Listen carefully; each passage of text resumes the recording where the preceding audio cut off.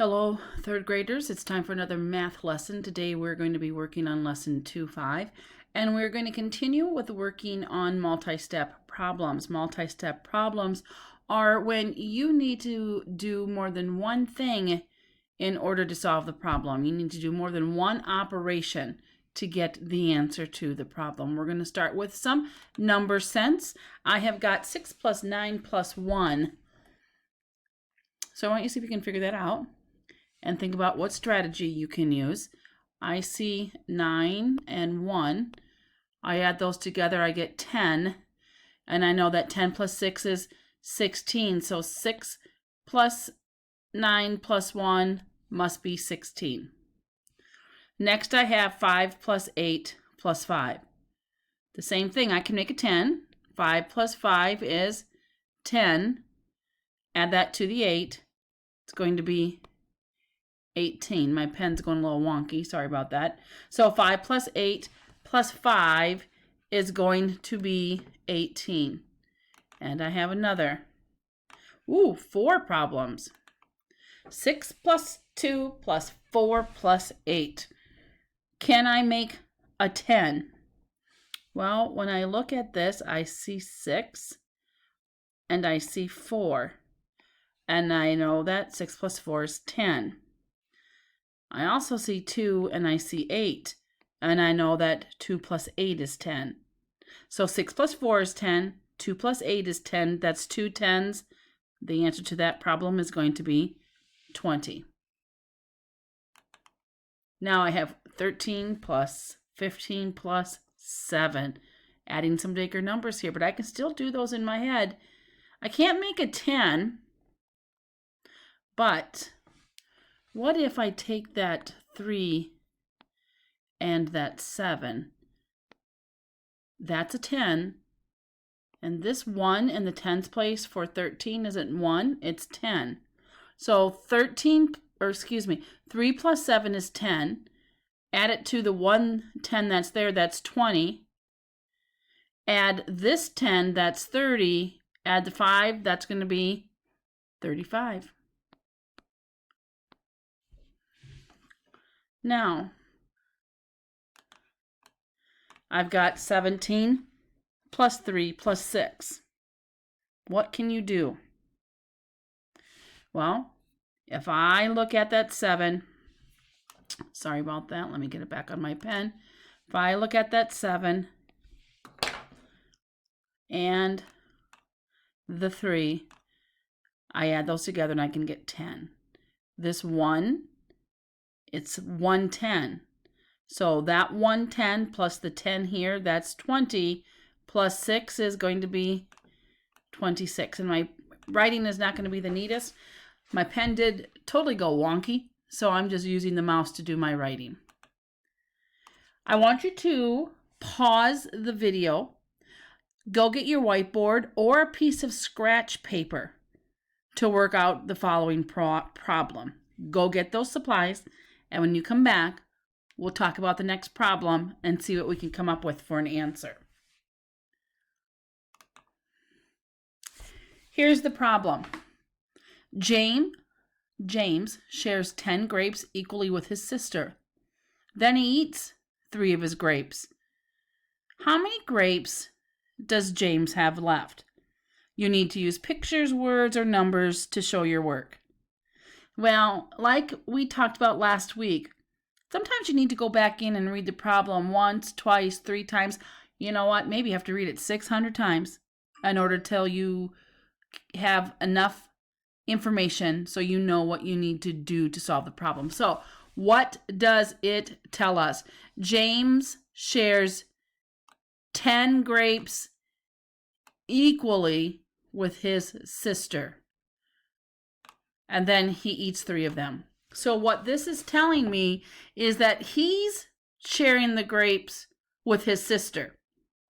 2 people, James and his sister. Well, there's James. And there's his sister.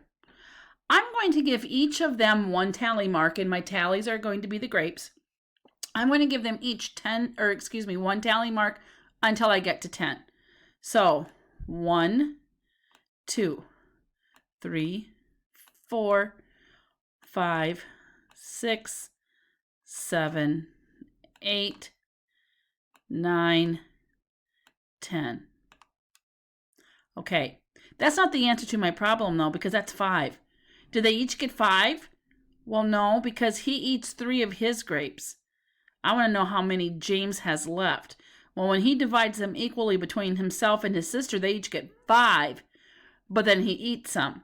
So I need to decide what operations I'm going to be using for each step. The first step was this one here, to decide how many they each get after he divides it equally. So I had 10 grapes, or James had 10 grapes, and he divided it into 2 equal groups, and each person got 5 grapes. But we're not finished with the problem, because we need to find out how many grapes James had left. And what does the story tell us? He ate 3 of them. So that means of his 5 grapes that he had left, or that he had when he divided them with his sister, he ate 3. And how many does he have left? Well, 5 minus 3 is 2. So James had 2 grapes left. This is an example of when you need to do more than one thing in order to solve the problem. We needed to do more than one operation. We had to divide, and then we had to subtract. We won't always have to do the same operations, but in this story, we had to divide and subtract. Okay, we're back with our vending machine. You have 75 cents in your pocket. You buy a package of crackers, and you eat them. You're still hungry. So you go buy a package of cheese sticks. How much money do you have left? Well, again, let's go back and reread it. What do we know? We know that you have 75 cents. You're starting with that. That's how much you have in your pocket. You buy a package of crackers. Well, how much do crackers cost? They cost 30 cents.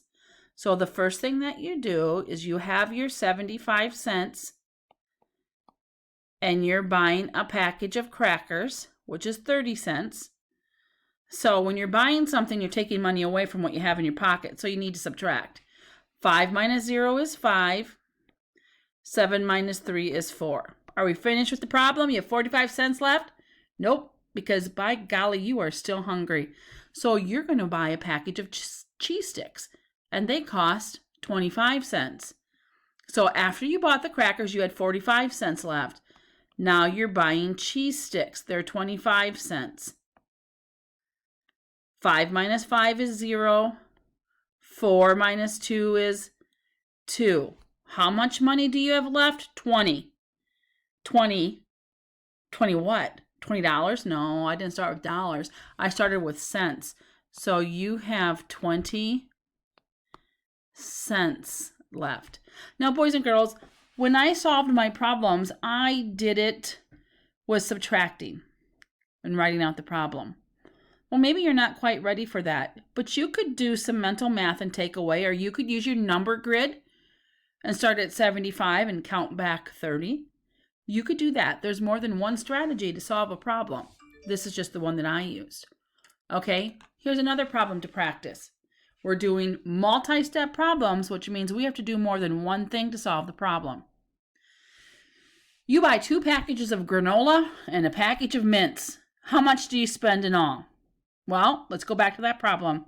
You buy 2 packages of granola and a package of mints. So is going to mean 1. You buy 1 package of mints. How much do you spend in all? Well, let's get over here to our vending machine, find our granola, and right here, 40 cents. I bought 2 of them. So my first operation is going to be 40 plus 40. And that's going to be 80. Did I spend 80 cents altogether? Well, no, because remember, I also bought a package of mints. And mints are 35 cents. So I could think 80 plus 35. Well, what do I know? That one's kind of tricky. Well, if I look at the 35, can I make a 10 with the 3 and the 8? I can.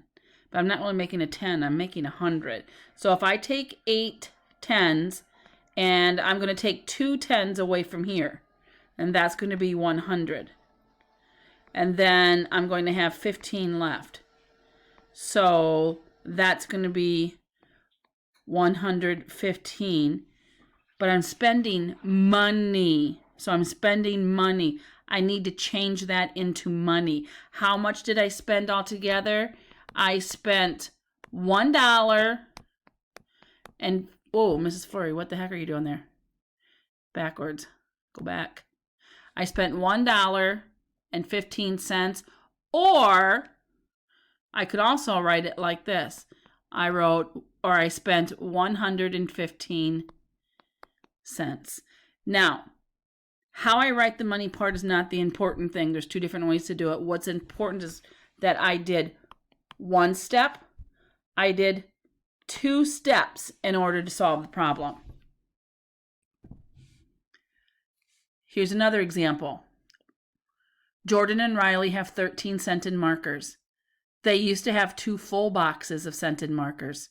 A full box was 8 markers. How many markers did they lose? Well, they have 13. They used to have 2 full boxes. And a full box is 8. So if they had 2 boxes, 2 times 8 is 16. So they would have started with 16 markers. So they had 16, but now they only have 13. How many did they lose? That's what I need to find out. How many did they lose? They lost 3. They lost 3 markers. Well, hopefully they have the red ones because those are my favorite color. Now, we need to come up with a different way to solve that problem. Well, I could go, a full box has 8 markers. So 8 plus 8 equals 16. And then I'm going to go with 16 minus 13 again, and I'm going to get 3. I'm still going to get the same answer because it is the same answer. It's just 2 different ways to solve it. Now, the directions say you may use pictures, situation diagrams, or other representations. Using number models is an example of other representations. Now, could I have drawn a picture? Sure, I could have. There's a marker box. There's a marker box. 1, 2, 3, 4, 5, 6, 7, 8. 1, 2, 3, 4, 5, 6, 7, 8. And there's my 2 groups of 8 is 16. And then I can take, I'm going to use a different color because if I take 3 away, I'm going to have the 13 that are left. 5, 10, 11, 12, 13. Okay, let's go to the next page. Math Journal, page 144, have some problems for you to practice, as well as, I'm going to skip these, I'm going to come back to that. Here is a math game that you can practice. It's called Roll to 1000. You will need a dice. You don't need the paper to write on. You can just draw that out on a whiteboard or a piece of scratch paper, but it is a good way for practicing your multiples of 10. Then there's math boxes, page 45. I want to go back to problem number 1 right here about Jill. This is the same one that's on your math box page. So not math box page, but your practice page. Jill has 83 cents. She buys 2 erasers for 25 cents each. How much does she have left? Well, she's got 83 cents in her pocket. She buys 2 erasers for 25 cents. How much does she have left? Remember, when you're doing these problems on this math journal page, read it once, read it twice, underline the important things, and good luck solving them.